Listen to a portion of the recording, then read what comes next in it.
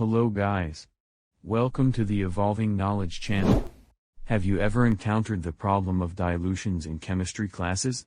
Today is chemistry day. I will teach you how easy it is to calculate the dilution of solutions. Solutions studied in chemistry are homogeneous mixtures, which have a single phase, of two or more substances.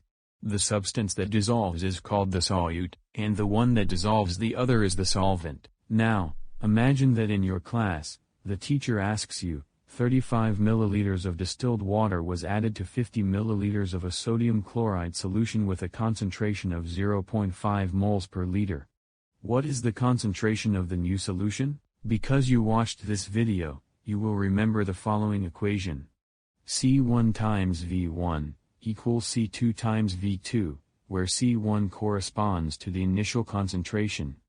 V1 is the starting volume, C2 is the final concentration, and V2 is the final volume. Okay, let's go back to the teacher's question. Now it's easy. Out of the four terms of the equation, we have the data of 3, apply it to the equation. What is the initial concentration? It is 0.50 moles per liter. The initial volume is 50 milliliters. Now, tell me what is the final volume? It will not be 35 milliliters, because this is the volume added, not the final volume. So the number you need is 35 plus 50, total 85 milliliters. Let's isolate final concentration and replace the teacher question data. Note that we can treat the units so that only moles per liter are left. The answer will be 0.30 moles per liter.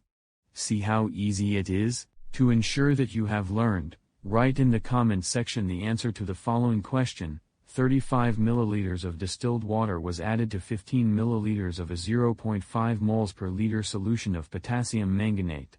What is the molarity of this new solution? Hi guys, we are at the end of another video.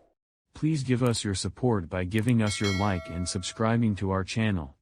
Thank you for watching, and see you next time.